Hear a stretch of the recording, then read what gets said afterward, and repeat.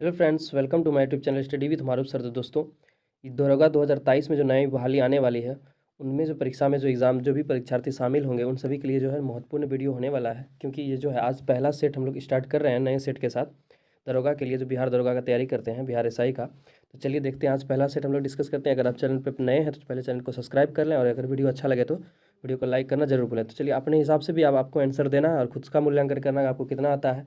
जो आता है तो ठीक है, जो नहीं आता है उसके लिए देखिए आंसर। और इसमें भी अगर कोई डाउट बुझाए आपको तो आप जरूर कमेंट सेक्शन में कमेंट में बता सकते हैं। चलिए पहला क्वेश्चन देखते हैं। पहला क्वेश्चन आपका, यदि कोई व्यक्ति सीढ़ी पर चढ़ता है और चढ़कर उतर जाता है तो किया गया कार्य का मान क्या होगा। देखिए, सीढ़ी पे चढ़ता है फिर उतर जाता है तो किया गया कार्य का मान क्या होगा, शून्य हो जाएगा। आपको पता होना चाहिए। और आगे है कि एक पारसेक निम्न में से किसके बराबर था। पारसेक जो होता है वो सबसे यानी कि दूरी की सबसे बड़ी मात्रक है, तो वो किसके बराबर था, 3.08 इंटू 10⁻16 मीटर के बराबर होता है। यानी ऑप्शन ए दो का करेक्ट हो जाएगा। नेक्स्ट क्वेश्चन की ओर बढ़ते हैं। फिर नेक्स्ट क्वेश्चन है, निम्न में से कौन एक अदिश राशि नहीं है। यानी अदिश राशि नहीं है तो कौन सा राशि है भाई, सदिश राशि है। तो इसका आंसर है आपका ऑप्शन डी, चुंबकीय क्षेत्र जो है आपका क्या है, इसमें से जो है क्या है, सदिश राशि यानी अदिश राशि नहीं है। आगे है, निम्न में से किस स्थिति में ध्वनि का वेग अधिकतम होगा। ध्वनि का वेग सबसे अधिकतम इनमें से किस में होगा। देखिए, 27 डिग्री सेल्सियस आर्द्र वायु में होगा। आर्द्रता में जो होता है क्या होता है, ध्वनि का वेग बढ़ जाता है, और तापमान बढ़ने पर भी ध्वनि का वेग बढ़ता है। इसलिए इसमें सबसे अप्रोप्रिएट ऑप्शन यही था, 27 डिग्री सेल्सियस आर्द्र वायु। आगे देखते हैं दोस्तों। आगे है, चुंबकीय क्षेत्र का एक चुंबक के क्षेत्र का एसआई मात्रक होता है। यानी चुंबक के क्षेत्र को किसमें मापा जाता है। तो 5 का आंसर है आपका ऑप्शन सी, टेस्ला में। नेक्स्ट क्वेश्चन की ओर बढ़ते हैं फ्रेंड। नेक्स्ट क्वेश्चन है, यदि किसी वस्तु को पृथ्वी से चंद्रमा पर लाया जाए तो उसके द्रव्यमान पर क्या प्रभाव पड़ेगा। देखिए, किसी वस्तु को पृथ्वी से चंद्रमा पर ला रहा है, यानी पृथ्वी से कहाँ पर लेके जा रहा है, चंद्रमा पर। तो इसका आंसर हो जाए आपका 6 का ऑप्शन ए, अपरिवर्तित रहेगा। देखिए, द्रव्यमान जो होता है वो फिक्स रहता है, लेकिन भार में चेंजेस देखने को मिलता है। याद रखिएगा, ये बच्चे यहाँ पर बहुत ज़्यादा गलती करते हैं। भार समझ के वो बोलता है कि चेंजिंग हो जाएगा, लेकिन नहीं। देखिए, द्रव्यमान में कोई चेंजिंग नहीं आएगा, बल्कि उसके बाहर में चेंजिंग आता है। आगे देखते हैं तो आगे है, जब पानी में नमक मिलाया जाता है तो उसके क्वथनांक एवं गलनांक बिंदु पर क्या प्रभाव पड़ेगा। यानी कि अगर पानी में क्या कुछ मिलाया जाए तो उससे, यानी नमक मिलाया जाए तो उस पर क्या प्रभाव पड़ेगा। तो ऑप्शन ए करेक्ट हो जाएगा, यानी क्वथनांक बढ़ जाएगा और गलनांक क्या हो जाएगा, घट जाएगा। आगे देखते हैं दोस्तों। आगे है, निम्नलिखित में से वह कौन सी घटना है जो केवल प्रकाश में होती है, ध्वनि में नहीं होती है। 8 का आंसर आपका ऑप्शन डी, इसमें जो ध्रुवन है ये केवल किस में देखा जाता है, आपका प्रकाश में देखा जाएगा, लेकिन ध्वनि में नहीं। बाकी व्यक्तिकरण, विवर्तन और परावर्तन ये सब ध्वनि में देखा जाता है। आगे है, स्थिर अनुपात का नियम किस वैज्ञानिक ने दिया था। तो 9 का आंसर हो जाए आपका ऑप्शन सी, जोसेफ प्राउस्ट ने स्थिर का नियम, अनुपात का नियम दिया था। आगे दोस्तों देखते हैं। आगे है, कार्बन डाइऑक्साइड में निम्न में से किस प्रकार का प्रसंस्करण पाया जाता है। यानी कार्बन डाइऑक्साइड में 10 का आंसर है आपका ऑप्शन ए, एसपी प्रसंस्करण पाया जाता है। आगे देखते हैं दोस्तों। आगे है, परमाणु रिएक्टर में विमंदक का कार्य करता है। यानी परमाणु का रिएक्टर जो होता है उसमें विमंदक का कार्य कौन करता है। देखिए, भारी जल तथा ग्रेफाइट दोनों मिलकर करता है। तो ऑप्शन ए, इसका डी जो है करेक्ट हो जाएगा। भारी जल जब करता है तो उसको हम लोग स्विमिंग पूल के नाम से जानते हैं। आगे है दोस्तों। आगे देखते हैं, निम्नलिखित में से कौन ऑक्सीकारक तथा अवकारक दोनों की तरह व्यवहार करता है। ऑक्सीकारक और अवकारक दोनों। 12 का आंसर है आपका ऑप्शन सी, HNO2। ये जो है ऑक्सीकारक और अवकारक दोनों की तरह व्यवहार करता है इन सभी में से। देखिए, आगे देखते हैं दोस्तों। आगे है, निम्न में से कौन सा कोशिकांग जंतु कोशिका में नहीं पाया जाता है। निम्न में से जो कोशिकांग है, यानी कोशिका का कौन सा अंग जो कि सिर्फ जंतु यानी कि जंतु कोशिका में नहीं पाया जाता है। आपका ऑप्शन है आपके सामने, 13 का आंसर करेक्ट आंसर हो जाएगा ऑप्शन सी, राजधानी जो है वो कोशिकांग यानी जंतु कोशिका में नहीं पाया जाता है।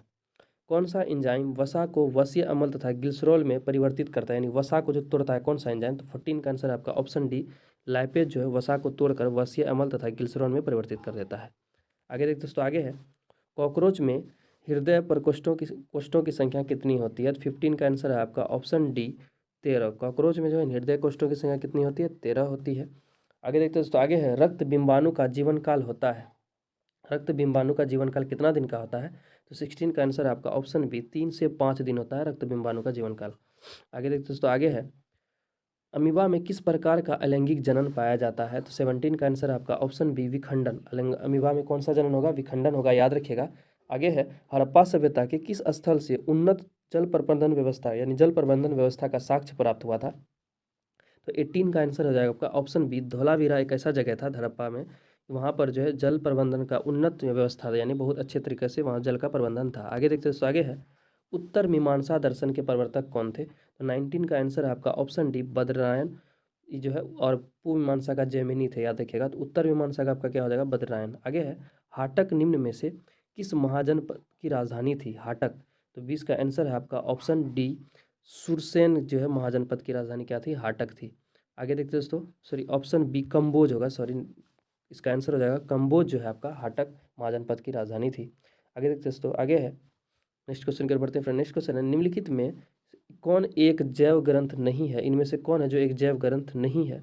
आपका है आचराक स्तु कल्पसूत्र भगवती सूत्र, यानी मगवती कर दिया, गणपति सूत्र यानी भगवती सूत्र होगा, सॉरी आचरण सूत्र कल्पति सूत्र भगवती सूत्र, ये है अवदना शतक। यही जो है आपका क्या है? एक जैव ग्रंथ, यानी जैव नहीं जैन ग्रंथ होगा, सॉरी जैव ग्रंथ इसमें से कौन नहीं है जैन ग्रंथ? केवल डी, यानी ऑप्शन 3 जो है, केवल 3 जो है जैन ग्रंथ नहीं है। बाकी आचरण सूत्र भगवती सूत्र कल्प सूत्र ये सभी जो है आपका जैन ग्रंथ में शामिल है।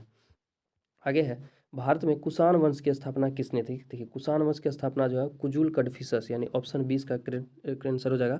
आगे है, तुगलकनामा की रचना किसने की थी? देखिए तुगलकनामा की रचना जो है अमीर खुसरो ने किया था, ऑप्शन 20 का करेक्ट आंसर हो जाएगा। यानी तुगलकनामा कौन लिखा था? अमीर खुसरो। दिल्ली के सल्तनत के किस शासक को गुलाम का गुलाम कहा जाता था? तो 24 का आंसर हो जाएगा आपका ऑप्शन बी, इल्तुतमिश को। इल्तुतमिश को गुलामों का गुलाम कहा जाता है। कुतुबुद्दीन ऐबक के बाद दिल्ली सल्तनत का राजा यही बने थे। आगे है, दारुसफ़ा की स्थापना किसने की थी? देखिए दारुसफ़ा की स्थापना जो है फिरोज शाह तुगलक के थे, और दारुसफ़ा क्या है? एक हॉस्पिटल था। आगे दोस्तों, आगे है, फारसी यात्रा अब्दुल रज्जाक किसके शासन में विजयनगर की यात्रा की थी? 1626 का आंसर है आपका ऑप्शन बी, देवराय द्वितीय के समय। शिवाजी ने किस वर्ष छत्रपति की उपाधि धारण की थी?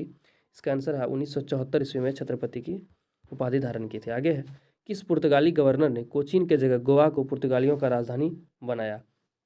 28 का आंसर आपका option C, Nina de Cunha. अंग्रेजों एवं फ्रांसीसियों के बीच पेरिस की संधि कब हुई थी? इसका आंसर है आपका ऑप्शन डी, 1763 ईस्वी में पेरिस की संधि हुई थी अंग्रेज तथा फ्रांसीसी के बीच। निम्नलिखित में से किस राजवंश ने वैष्णव धर्म को संरक्षण प्रदान किया था? वैष्णव धर्म को संरक्षण किसने दिया था? गुप्त वंश ने। सन्यासी आंदोलन से संबंधित कौन एक नेता नहीं था जो कि सन्यासी आंदोलन में से नहीं है? 31 का आंसर है आपका ऑप्शन ए, भवानी पाठक जो है सन्यासी आंदोलन से संबंधित नहीं था। बाकी देवी चौधरानी, शंकर सिंह और मंजर शाह ये सभी थे। आगे देखते दोस्तों, आगे है, निम्न में से किस भारतीय राज्य की सीमा म्यांमार से नहीं लगती है? तो 32 का आंसर है आपका ऑप्शन सी, त्रिपुरा का जो है इसमें नहीं लगता है। बाकी अरुणाचल प्रदेश, नागालैंड, मिजोरम, इन सभी का सीमा जो आपका म्यांमार से लगती है। गॉडविन अस्टीन पर्वत शिखर किस पर्वत श्रेणी में स्थित है? तो 33 का आंसर आपका ऑप्शन सी, काराकोरम में, जो कि भारत की सबसे ऊंची चोटी है, क्या है? K2, यानी जिसको हम लोग गॉडविन अस्टीन के नाम से जानते हैं। आगे है, तावा किस नदी के सहायक नदी है? तवा जो है आपकी नर्मदा नदी की सहायक नदी है। आगे देखते दोस्तों, अगर वीडियो आपको अच्छा लग रहा है तो चैनल को सब्सक्राइब कर लें और वीडियो को जरूर लाइक करें। आगे है, उत्तर पूर्वी मानसून से सबसे अधिक वर्षा किस राज्य में होती है? देखिए दक्षिण पश्चिम मानसून नहीं है, बल्कि क्या है? उत्तर पश्चिम मानसून है। तो 35 का आंसर हो जाए आपका ऑप्शन डी, तमिलनाडु में, जिसको हम लोग लौटता हुआ मानसून के नाम से भी जानते हैं। उत्तरी पूर्वी दक्षिणी पश्चिमी मानसून जब पहली बार आती है, यानी भारत जब घुसती है, तो वो सबसे ज़्यादा केरल में वर्षा करवाती है, मालाबार तट पे, याद रखिएगा। और उत्तरी पूर्वी मानसून जो है तमिलनाडु के कोरोमंडल तट पे सबसे ज़्यादा वर्षा करवाती है, याद रखना है। आगे है, मैट्टूर परियोजना किस नदी पर स्थित है? तो 36 का आंसर है आपका ऑप्शन सी, कावेरी नदी पर। ताती पाका तेल परिशोधनशाला किस राज्य में है? तो 37 का आंसर है आपका ऑप्शन बी, आंध्र प्रदेश में, याद रखिएगा। ताती पाका तेल परिशोधनशाला कहाँ पर है? आपका आंध्र प्रदेश में। नेक्स्ट क्वेश्चन की ओर बढ़ते हैं फ्रेंड। नेक्स्ट क्वेश्चन है आपका, 2011 की जनगणना के अनुसार भारत में सबसे अधिक शहरी जनसंख्या निम्न में से किस राज्य में है? 38 का आंसर है आपका ऑप्शन बी, सबसे शहरी जनसंख्या कहाँ आपका? महाराष्ट्र में है।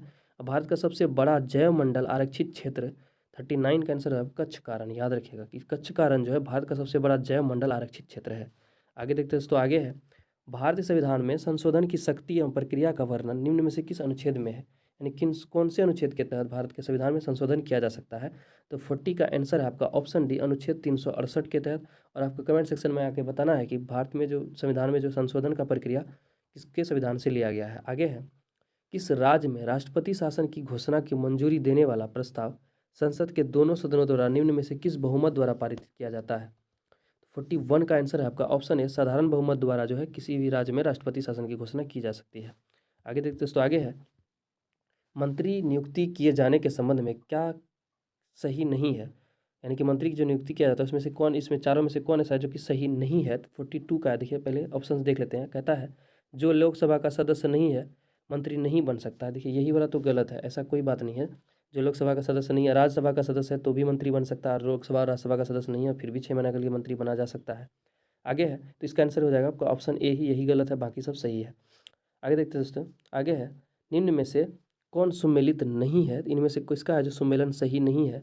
43 का आंसर है आपका ऑप्शन सी, यानी कि संविधान संशोधन भाग 18 ये गलत है। बाकी निर्वाचन की चर्चा भाग 15 में है, आपातकालीन उपबंध 18 में है, अनुसूचित जाति एवं जनजाति क्षेत्र 10 में है, लेकिन संविधान का जो ये आपका हो जाएगा क्या है, यही गलत है, कि संविधान संशोधन भाग 18 में सुमेलित नहीं है, यानी ऑप्शन सी आपका गलत हो जाएगा। नेक्स्ट क्वेश्चन की ओर बढ़ते हैं। नेक्स्ट क्वेश्चन है, नियंत्रक एवं महालेखा परीक्षक अपनी लेखा परीक्षण रिपोर्ट निम्न में से किसे सौंपता है। तो 44 का आंसर है आपका ऑप्शन सी, राष्ट्रपति को सौंपता है। पंचायतों को संवैधानिक आधार प्रदान करने की सिफारिश सर्वप्रथम किस समिति ने की थी। पंचायतों को संवैधानिक आधार किस समिति द्वारा मिला है। 45 का आंसर है आपका ऑप्शन सी, लक्ष्मी मल सिंघवी समिति, याद रखिएगा। आगे देखते हैं दोस्तों, आगे है, ग्राम पंचायत की बैठक का आयोजन किया जाना चाहिए, यानी ग्राम पंचायत का बैठक का आयोजन कितना बार किया जाता है, तो 1-2 माह में कम से कम एक बार। इसको याद रखिएगा, ये क्वेश्चन छपा हुआ था, पूछा बीपीएससी में, याद रखना है। नेक्स्ट क्वेश्चन की ओर बढ़ते हैं। फिर नेक्स्ट क्वेश्चन है, ग्राम पंचायत की बैठक हेतु कितनी गणपूर्ति यानी कोरम आवश्यक है, यानी कितना आदमी के होने पर ग्राम पंचायत हो जाएगा। तो ऑप्शन है, सदस्यों की कुल संख्या का आधी है भी है तो फिर भी ग्राम पंचायत का बैठक हो सकता है। आगे देखते हैं, आगे है, वैश्विक वित्तीय स्थिरता रिपोर्ट जारी करता है। वैश्विक वित्तीय स्थिरता रिपोर्ट कौन जारी करता है, तो 48 का आंसर है आपका ऑप्शन डी, अंतर्राष्ट्रीय मुद्रा कोष जारी करता है। ग्रेट डिवाइडिंग रेंज किस देश में है, तो 49 का आंसर होगा आपका ऑप्शन सी, ऑस्ट्रेलिया में ग्रेट डिवाइडिंग रेंज जो है कहाँ पर आपका, ऑस्ट्रेलिया में। आगे देखते हैं दोस्तों, आगे है, इस सेट का आज लास्ट क्वेश्चन है। नेक्स्ट सेट में हम लोग मिलेंगे फिर नेक्स्ट क्वेश्चन के साथ। पहला अब लास्ट क्वेश्चन इसका देख लेते हैं, रीगा निम्न में से किस देश की राजधानी है। रीगा जो आपकी लातविया की राजधानी है। तो दोस्तों कैसा लगा आपको इस सेट का 50 क्वेश्चन, आपको जरूरी कमेंट सेक्शन में आके बताना है। अगर आप चैनल पर नए हैं तो चैनल को एक बार सब्सक्राइब कर लें और अपने दोस्तों के साथ शेयर करना ना भूलें। तो चलिए मिलते हैं तब तक नेक्स्ट वीडियो में, तब तक के लिए।